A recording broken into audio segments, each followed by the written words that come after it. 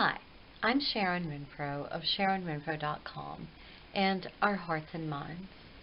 Our Hearts and Minds believes that we must open our minds to be able to open our hearts to one another, a fundamental idea to an alternative way to understand relationship psychology.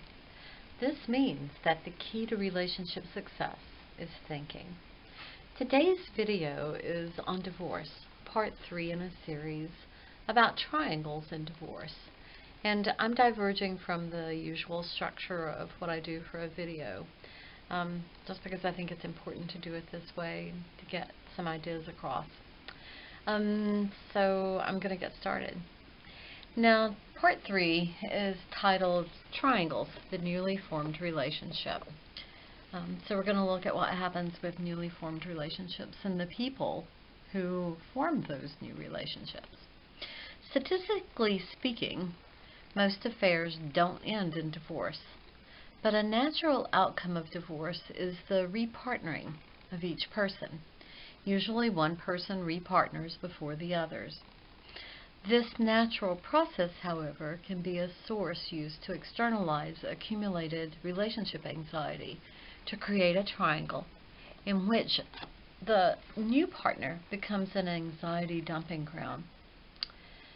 Such a triangle excuses each person in the original twosome from identifying the real factors that led to the separation or divorce, thus short-circuiting any beneficial learning for the maturation of self or success of future relationships.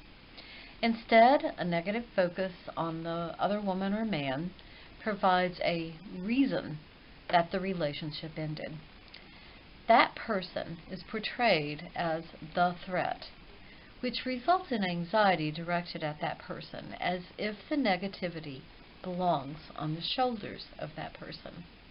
In reality, each person in the original twosome knows the blame for the ending of the relationship does not actually belong to the new relationship partner, but as the inability to perceive and interpret reality is in fact what led to the separation or divorce, this new piece of non-reality fits so well into the relationship patterns established over the years that it's unlikely to be recognized for the sham that it actually is.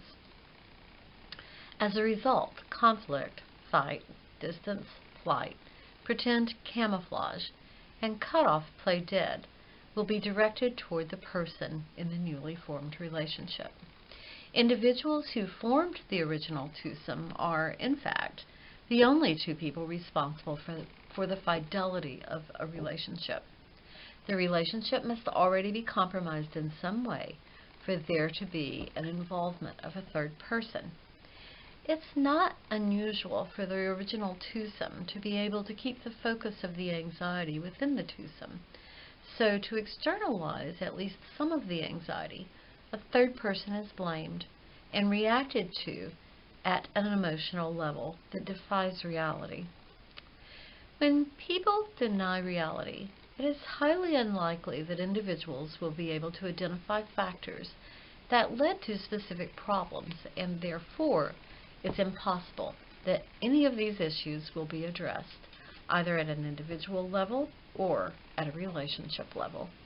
It's much easier to blame another person than to take stock of one's own self, and it is much easier to let a new person be blamed instead of taking responsibility for the part that oneself played in the demise of the relationship, and thus escape the blame and anxiety-laden reactions that come with it. It is as if the person who separates, divorces, has somehow been duped or influenced to behave outside his or her own self. Of course, nothing is further from the truth. Divorce is not a personal process in which one person inflicts harm onto another person, but usually that is exactly how it is perceived and interpreted. The more divorcing individuals can perceive and interpret reality based on facts, patterned behaviors established over time that eventually destroys a relationship, versus seeking some external source to blame, the greater the likelihood that the divorce can be experienced for what it is: a relationship that has been overwhelmed with anxiety due to a multitude of factors. No one factor ends a relationship. Consideration for and of the newly partner person rarely occurs. Otherwise, anxiety cannot be effectively dumped on that person by one and or more individuals in the original twosome. People, however, believe that an affair can end a relationship as the sole factor. This explanation results in the search for the secret of that external involvement that ended the relationship. Even when there was no affair, people can create an alternative reality to steer clear of the real circumstances. No one solves anything when make-believe rules the day. This process can be challenging for the new partner. Stories prevail, casting the new person in the role of villain. Once placed in this role, changing that perception and interpretation of others is almost impossible. The person becomes literally stuck in the reality of others. It is impossible for the new person to not sense the anxiety directed at him or her. The new relationship can easily suffer due to the continuous stress and strain that doesn't belong in that relationship.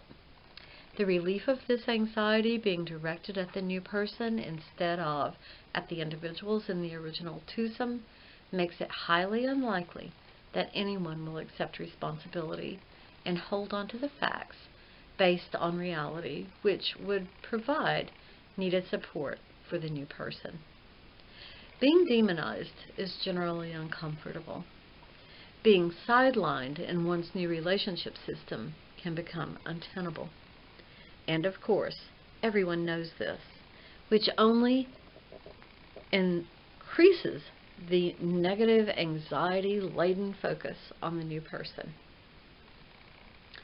While it would seem that this refocus of anxiety based on erroneous facts would somehow help the two individuals ending a relationship, factually, the opposite occurs.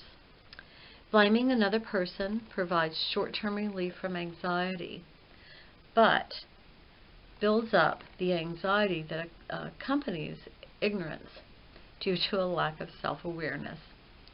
The only way to interrupt destructive relationship patterns demands the perception and interpretation of these patterns. Without the self-awareness, destructive patterns recreate the past and make it the future. So anytime you hear that another person broke up someone's relationship, you can depend on the fact that anxiety is being externalized. No gain in individual maturity and no gain in being able to think about a relationship will occur. Now, if these ideas have been helpful to you, please like us so that others might find us. And you can find more in-depth discussion of these ideas at SharonRenfro.com in our free podcast series, Our Hearts and Minds, the Psychology of Relationships. And thanks so much for listening.